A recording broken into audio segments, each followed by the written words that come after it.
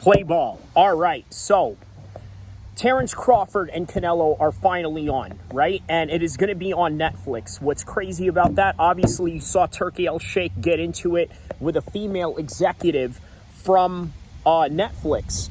And as a result of that, what happened? Well, what happened was that they decided they were going to go along with the fight anyway, regardless of the cultural views that Turki El-Kheer has, regardless of the contrasting cultural aspects of America and Saudi Arabia. None of that matters, because what we got are two North American superstars set to fight in Las Vegas, and it is funded by the Saudis.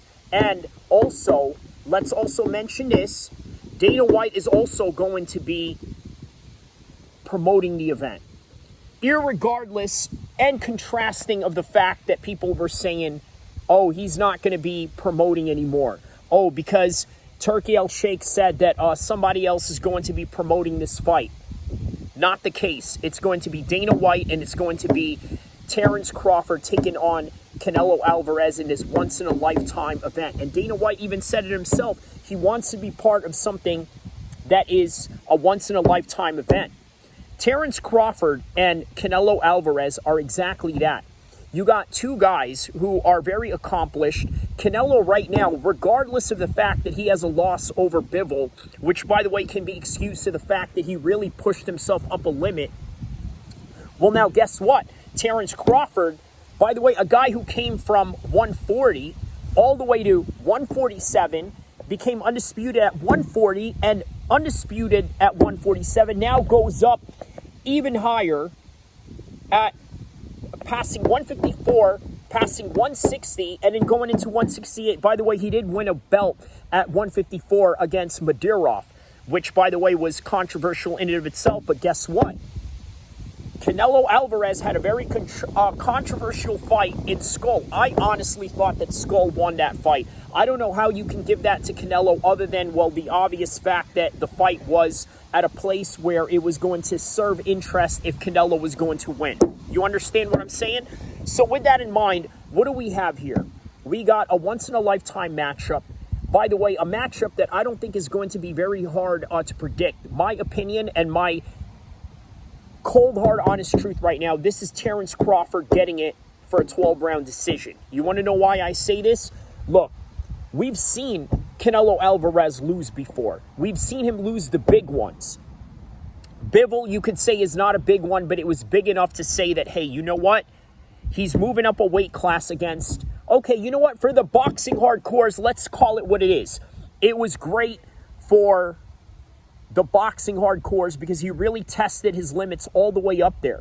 But here's the reality of Terrence Crawford. He doesn't know defeat. All he knows is how to fight at the highest level, irregardless of what you saw out of Madirov. Now, Madirov, I'm going to be honest with you, was in his A game that day.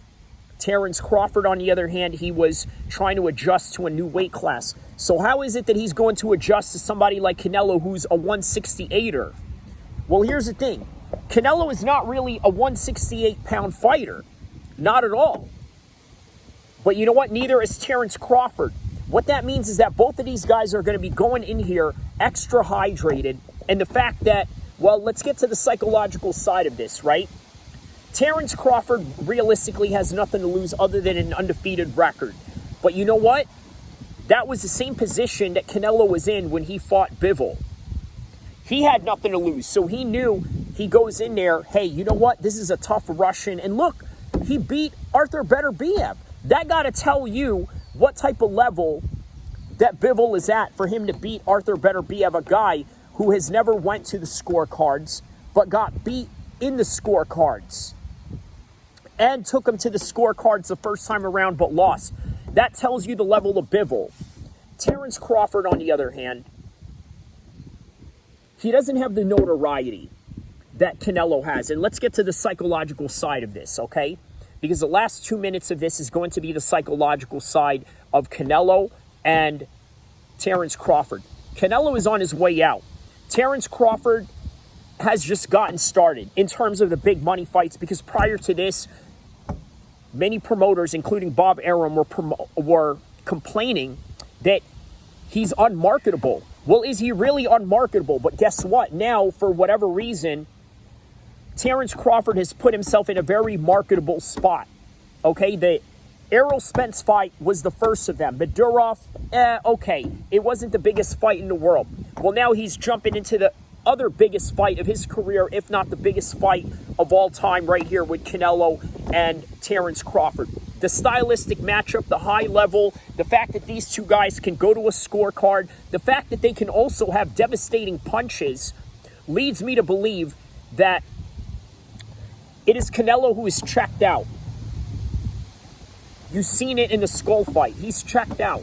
He's in here on a cruise control mode. You can't do that with Terrence Crawford. That's the psychological side of it.